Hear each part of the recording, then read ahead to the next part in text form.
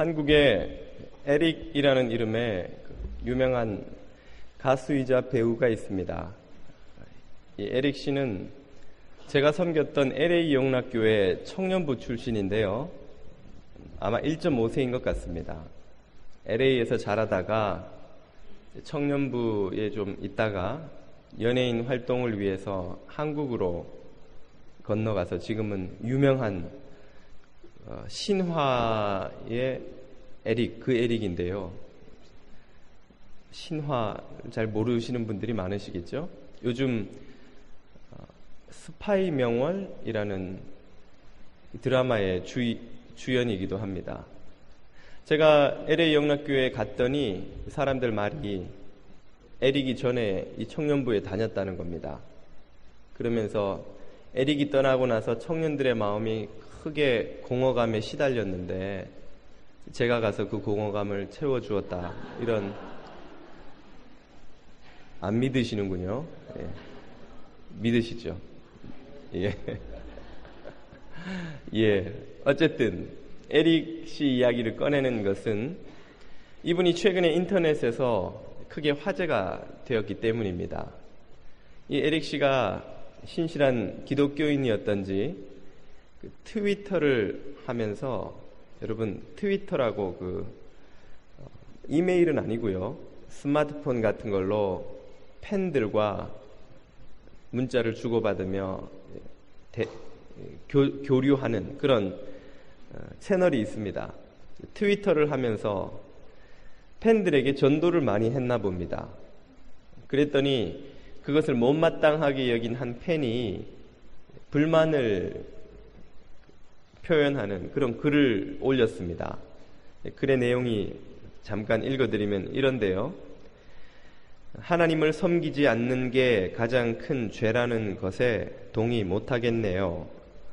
기독교와 관련된 좋은 책과 좋은 말씀을 해주시는 건 괜찮지만 강요나 오빠의 종교적 확신으로 오해할 만한 어투만 아니었으면 좋겠어요.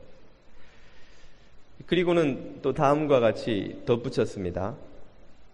법정 스님의 말씀에 믿지 않는다 하여 자신의 자식이라 하는 인간들을 지옥불에 던져버리는 당신네의 신을 난 당최 이해할 수가 없다. 차라리 난 지옥에 가서 당신네 신에게 버림받은 그 억울한 영혼들을 구제하겠다라는 말씀이 있어요. 예수 천국, 불신 지옥보단 이런 말이 더 와닿고 타당성이 있다고 생각해요. 팬의 이런 글을 읽고는 아마 에릭 씨도 좀 기분이 상했던 것 같습니다. 그래서 답하기를 장문의 답을 썼는데 그 내용이 마음에 들지 않으면 그 사이트에 오지 않으셔도 되는데 굳이 오셔서 왜 불평을 하시는지 모르겠습니다. 그런 내용에다가 다음과 같은 논란을 불러일으킨 문장을 썼습니다. 마음은 숭고하지만 법정 스님도 마음으로는 살인한 분 아니겠습니까? 그렇다면 죄송스럽지만 구제받는 조건에는 합당하지 못합니다. 이 문장 때문에 또 뒤이어서 아주 설전이 벌어지게 된 것입니다. 에릭 씨를 옹호하는 이들과 팬들과 또 반대하는 팬들이 엄청나게 트위터 상에서 설전을 벌였는데요. 아마도 추측해 보기에 옹호하는 팬들은 기독교인들이 아닐까 생각이 되고, 또 비방했던 이들은 안티 기독교 네티즌 팬들이 아닐까 생각을 합니다. 이 에피소드를 그냥 한 연예인과 팬들 사이에 있었던 설전, 설화 정도로 이해하고 넘어가도 되지만, 저는 이것이 두 개의 세계관의 충돌을 보여주는 사건이라고 생각합니다. 그것은 기독교 세계관과 반기독교적 세계관이라고 할 수 있는 것이죠. 이 팬이 인용한 문장은 현대 세계를 살아가는 많은 사람들의 생각을 잘 요약해 보여주는 것이라고 할 수 있습니다. 그 문장을 다시 한번 인용해서 보여드리면요. 믿지 않는다 하여 자신의 자식이라 하는 인간들을 지옥불에 던져버리는 당신네의 신들을 난 당최 이해할 수가 없다. 아마 신들을 이라고 한 것은 삼위일체 하나님이라고 하니까 다신교로 이해한 것인지도 모르겠습니다. 어쨌거나 이 문장이 의미하는 바는 기독교적 구원관이 공정하지 못하다는 뜻이죠. 하나님이 공정하지 못하다 하는 뜻입니다. 왜 공정하지 못합니까? 바로 다음 문장에 그 답이 나오는데요. 차라리 난 지옥에 가서 당신네 신에게 버림받은 그 억울한 영혼들을 구제하겠다. 여기에 그 답이 나오는데 지옥에 간 사람들이 억울하게 갔다는 것이죠. 지옥에 가지 않아야 하는 사람들이 지옥에 갔다 하는 것입니다. 아마도 이 문장들에는 다음과 같은 전제가 있을 겁니다. 소위 그 지옥에 간다는 예수를 믿지 않았다는 사람들도 나름 착한 사람들이 아니냐, 선한 사람들이 아니냐, 히틀러처럼 혹은 스탈린처럼 그런 악한 사람은 아니지 않느냐. 그런데 어떻게 그런 사람을 지옥에 가게 할 수가 있느냐 하는 것이겠죠. 또 거기에는 나도 그런 사람 중에 한 사람으로서 나름 착하게 살아왔는데 내가 예수를 안 믿는다고 지옥에 가야 한단 말이냐 하는 그런 의문도 들어있으리라 생각합니다. 이런 의문은 전도를 하러 간 자리에서 심심찮게 듣는 답변이지요. 왜 내가 죄인입니까? 저 나름대로 착하게 살아왔습니다. 완벽하진 않지만 누구와 비교해도 크게 부끄러울 것이 없는 삶을 살아왔는데 왜 날더러 죄인이라고 하는 것입니까? 이런 의문이겠지요. 이런 생각에 대해서 성경은 무엇이라고 답을 하십니까? 성경의 답을 결론적으로 말씀을 드리면 우리가 생각하는 것처럼 이 세상에는 선한 사람이란 없다 하는 것입니다. 좀 더 풀어보자면 천국에 갈 수 있을 만큼 선한 사람이란 이 세상에 존재하지 않는다 하는 말이죠. 선한 사람과 악한 사람을 이렇게 한번 구분을 해 봅시다. 일직선 상에 이쪽 끝에는 선한 사람, 가장 선한 사람부터 성 어거스틴, 베드로 사도, 테레사 수녀 이런 분들을 놓아두고 그리고 점점 갈수록 악한 사람을 줄을 세워서 가장 반대편에는 가장 악한 사람, 히틀러, 스탈린 같은 학살자들, 킬링필드의 주역이었던 폴포트 같은 인간 사륙자들, 이런 이들을 놓아둔다고 한번 가정을 해봅시다. 그러면 이쪽 끝에 있는 악당들은 그들의 행한 바대로 한다면 당연히 지옥을 가야 되겠죠. 그리고 거기에서부터 비슷하게 살아온 사람들도 다 지옥 가는 것은 마땅하지 않겠습니까? 그런 사람들조차 지옥에 보내는 것이 공정하지 못하다고 아마 사람들이 생각하지는 않을 것입니다. 그러면 이쪽 반대쪽 끝에 있는 선한 사람들은 그러면 천국에 가서 마땅하겠지요. 문제는 이 선한 사람들과 악한 사람들 사이에 어디쯤에서 경계를 짓느냐 하는 것입니다.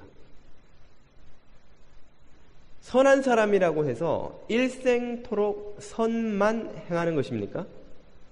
어떤 사람도 죄를 짓지 않은 채 선만 행하는 사람이 있을 수 있냐는 것이죠. 반대로 악한 사람은 어떻습니까? 히틀러나 스탈린은 일생토록 어려움에 처한 사람들을 동정하거나 도와주거나 한 적이 단 한 번도 없을까요? 여기에 악한 사람이라고 하는 이들도 다 누군가의 귀한 아들이고 딸이고 남편이고 아내이고 부모인데 그 사람들이 선을 행한 것이 조금도 없었겠냐는 것입니다.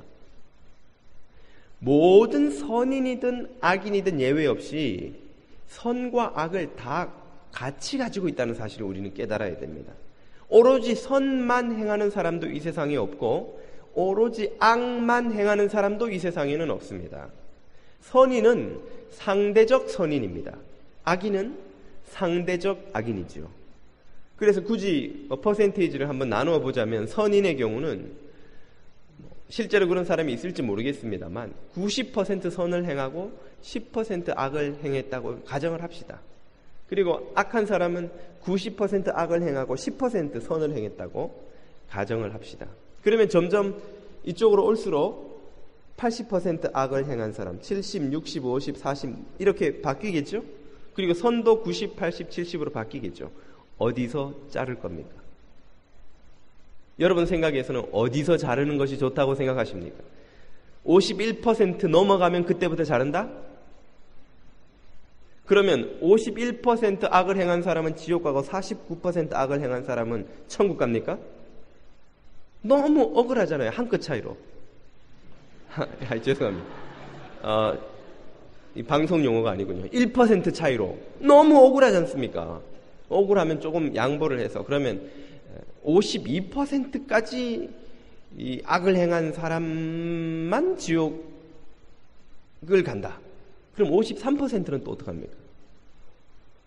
뭘 기준으로 누구 마음대로 52에서 자릅니까? 그러면 뭐라고 답을 할 수 있겠습니까? 선을 행하면 천국에 가고 악을 행하면 지옥에 간다라는 이 원칙이 지켜지려면 천국 가는 사람은 오로지 100% 선을 행한 사람이 아니면 모두 자격이 안 됩니다. 선과 악을 섞어서 행하는 사람은 선인입니까? 악인입니까? 악인인 거예요. 악인인 거예요. 악을 가지고 천국에 들어갈 수 없는 것입니다. 천국은 하나님이 계신 곳이라고 믿는다면, 하나님이 악한 분이 아니라는 것을 또 믿는다면 악을 가진 채 그 하나님이 계신 곳에 들어갈 수 없지요.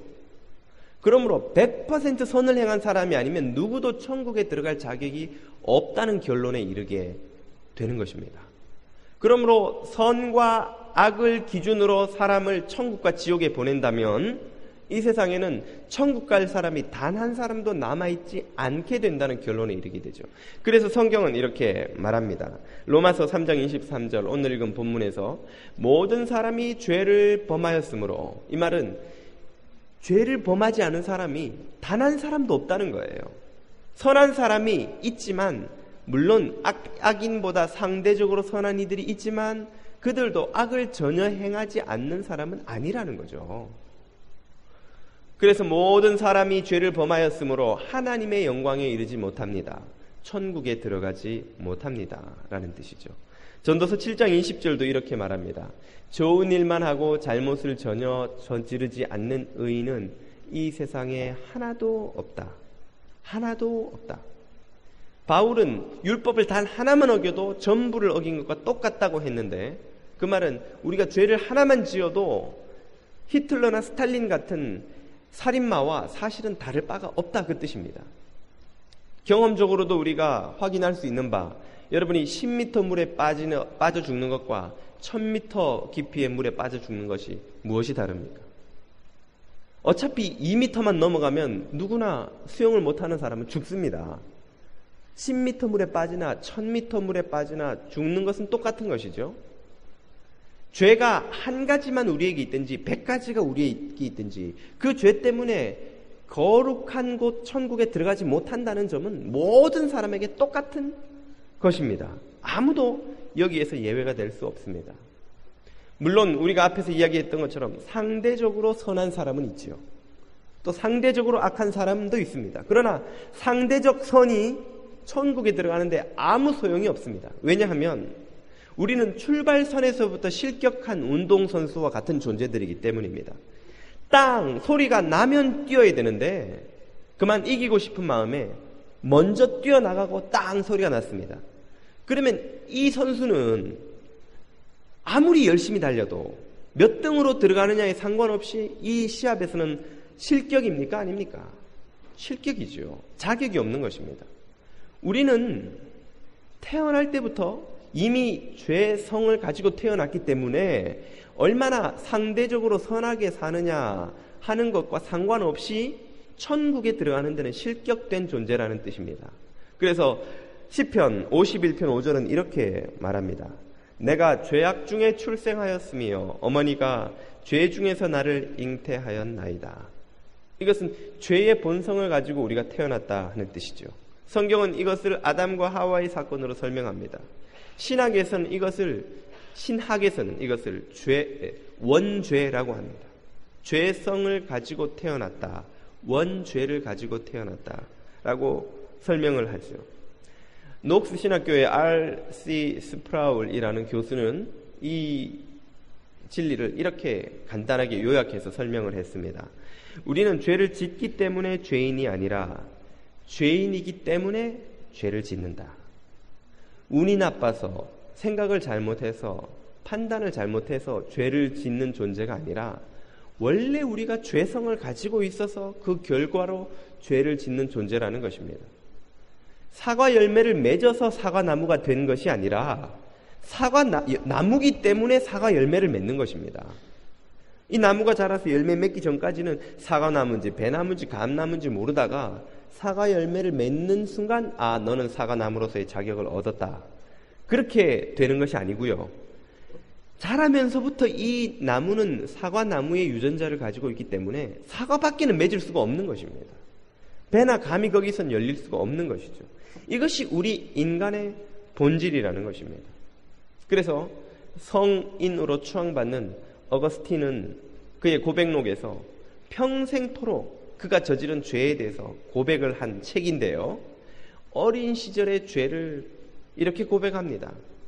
자기가 원하는 것을 해주지 않는 부모님에게 화를 내고 때를 쓰고, 그리고 심지어 분노와 원한을 가지고 자기보다 더 사랑받는 아이에게 질투하고 시기했던 그 죄를 다 고백하면서 아이이기 때문에 그 죄가 드러나는 표현 방식은 대단히 서툴고 보잘것없었지만 자기가 성인이 되어서 가지는 분노와 원한과 시기와 질투와 조금도 다를 바가 없었다, 그렇게 말합니다.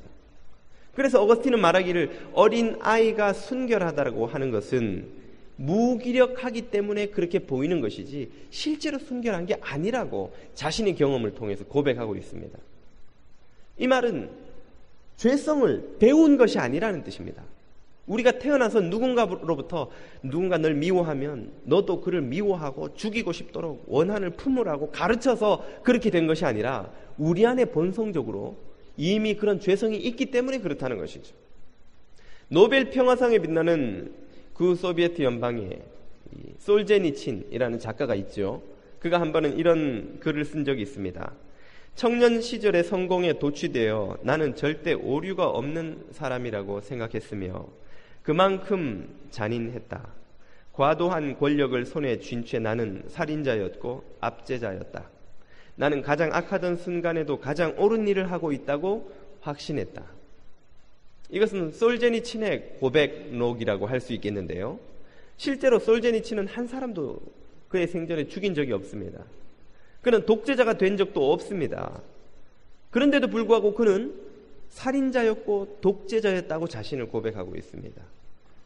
그것은 그의 마음속에 있었던 그 살인한 것과 같은 미움, 분노, 독재자가 가지고 있는 그런 권력에 대한 의지, 횡포의 마음이 스탈린이 가졌던 그것과 똑같이 있었다는 거예요. 자기도 스탈린처럼 사람들을 죽이지는 않았지만 내 마음속에 있는 죄는 그것과 사실은 아무 다를 바가 없었다라고 고백하는 것입니다.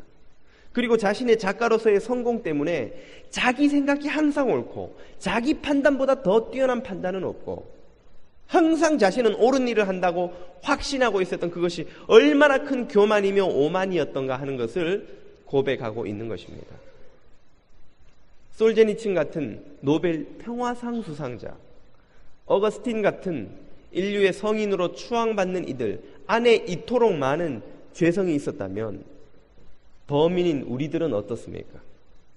우리들 안에는 그들보다 나은 선한 본성이 있냐는 것이죠. 우리들의 본성이 어떤지를 알려면 사돈이 땅 사는데 같이 가면 됩니다.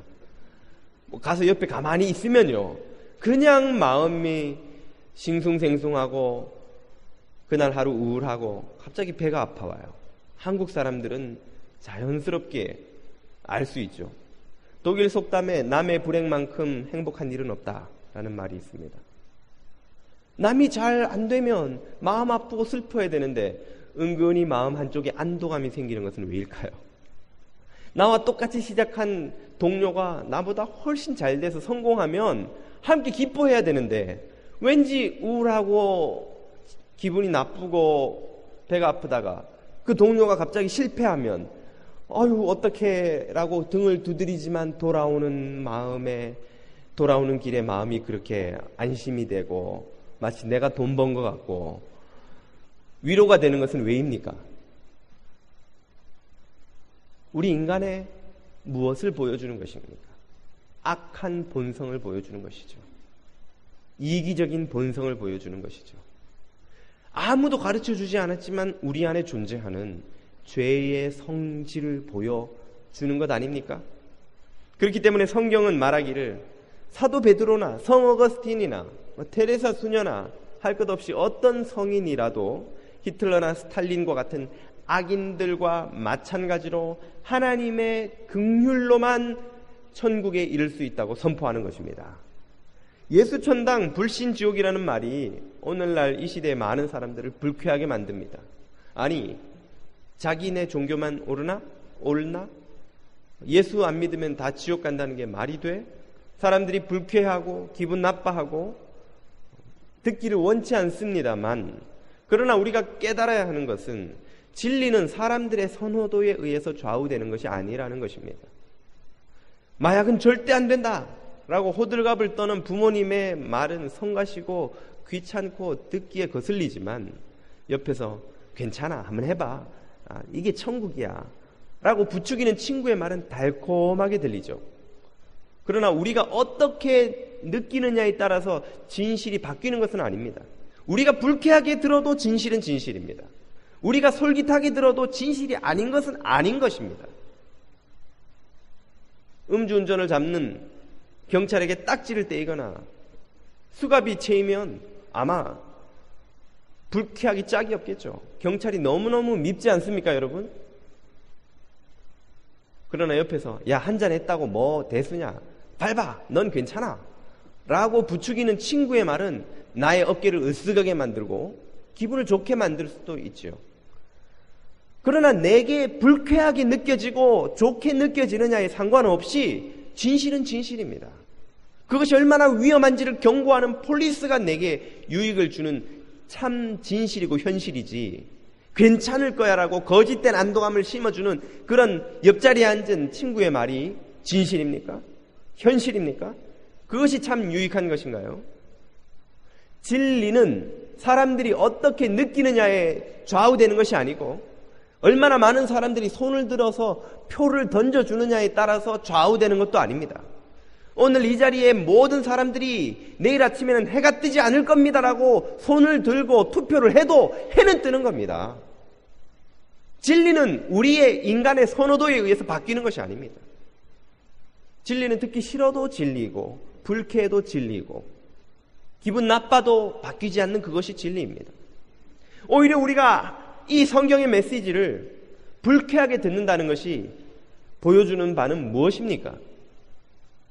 그것은 우리가 하나님 앞에서 겸손하지 않다는 증거가 아닐까요? 부모님의 잔소리가 듣기 싫고 귀찮은 아들도 있지만 먼저 부모님을 떠나보낸 자녀는 그 잔소리하는 부모님의 잔소리라도 그리워하지 않겠습니까? 사랑하는 그 부모님이 내 곁에서 아직도 잔소리를 좀 해주셨으면 좋겠다고 그리워하지 않겠냐는 것이죠. 하나님의 음성이 어떤 이들에게는 성가시게 들리고 기분 나쁘고 불쾌하게 들릴지 모르지만 하나님 앞에 겸손한 자들 앞에서는 어떻게 들립니까? 은혜의 목소리요, 자비의 음성이요, 구원의 길로 들리는 것입니다. 그것은 우리가 하나님 앞에 어떤 모습으로 서 있느냐에 의해서 좌우되는 것이죠. 그러므로 예수천당 불신지옥이라는 메시지의 참뜻은 무엇입니까? 그것은 하나님께서 다른 사람을 구제하기는커녕 우리 스스로도 구제할 수 없는 절망적인 상황에 놓인 우리들을 긍휼히 여기셔서 당신의 독생하신 아들을 십자가에서 죽게 하심으로 그 모든 죄값을 치르시고 우리에게 구원의 길을 열어주셨다는 은혜의 음성입니다. 자비의 음성입니다. 사랑의 호소입니다. 이것을 우리가 기분 나쁘고 불쾌한 말로 듣는다는 것은 우리가 하나님처럼 되고자 하는 옳고 그름이 무엇인지, 누가 천국 가고 지옥 가는지, 누가 선인이고 악인인지를 스스로 결정하는 신의 자리에 올라가겠다는 오만이 아니고 무엇입니까? 왜 그분의 말이 불쾌하게 들리나요? 내가 교만하기 때문입니다. 왜 상사의 말이 기분 나쁘게 들립니까? 내가 저 상사를 상사로 인정하지 않으려고 하니까 그런 것이죠. 왜 아버지의 말이 성가시게 들리고 어머니가 귀찮게 느껴지나요? 아버지 어머니를 존경하고 사랑하지 않으니까 그런 것 아닙니까? 왜 형의 말이 기분 나쁘게 들립니까? 내가 형으로 저 사람을 인정하고 싶지 않으니까 그런 것 아닌가요? 왜 선생님의 말이 성가신 잔소리로만 들립니까? 내가 저 선생님을 존경하지 않기 때문은 아닙니까? 내가 아버지를 사랑하고 선생님을 존경하고 형을 존중한다면 그 말이 얼마나 큰 은혜와 자비와 사랑의 말인지를 느끼게 되겠지요. 바로 이것이 이유입니다. 그래서 오늘 읽은 본문 24절은 우리에게 이렇게 말씀해 주시지요. 하나님께서는 그리스도 예수를 통해서 모든 사람을 죄에서 풀어주시고 당신과 올바른 관계를 가질 수 있는 은총을 거저 베풀어 주셨습니다. 하나님 앞에 겸손한 사람은 이 예수 천당이, 예수 천국이 구원의 길이요, 은혜의 길이요, 자비의 길이요, 그분의 한량없는 사랑의 음성이라는 것을 깨닫게 되는 것입니다. 자격 없고 절망적이고 살 길이 없는 죄인에게 베풀어 주시는 하나님의 사랑의 손길이라는 것을 깨닫게 되는 것이죠. 이것이 기분 나쁘고 불쾌할 것이 아니라 감사하고 감격하고 감당할 수 없는 은혜인 것을 깨닫게 되는 것입니다. 그러므로 오늘 저와 여러분 앞에는 두 개의 길이 있습니다. 우리가 우리 자신의 선함을 믿고 스스로의 노력으로 천국에 이르는 사다리를 끝없이 올라가는 길과 하나님이 주신 은혜의 나래를 달고 날아올라 천국을 향해 날아가는 그 길이 있는 것이죠. 여러분은 어떤 길을 택하기를 원하십니까? 주님이 주시는 은혜의 나래를 달고 날아오르실 수 있기를 축원드립니다. 기도드리겠습니다. 생명과 은혜의 주님, 감사를 드립니다. 자격 없는 우리들이, 스스로를 구제할 수 없는 우리들이 은혜의 나래를 달고 주님을 향해 날아올라갈 수 있게 도와주시옵소서. 예수님 이름으로 기도드립니다.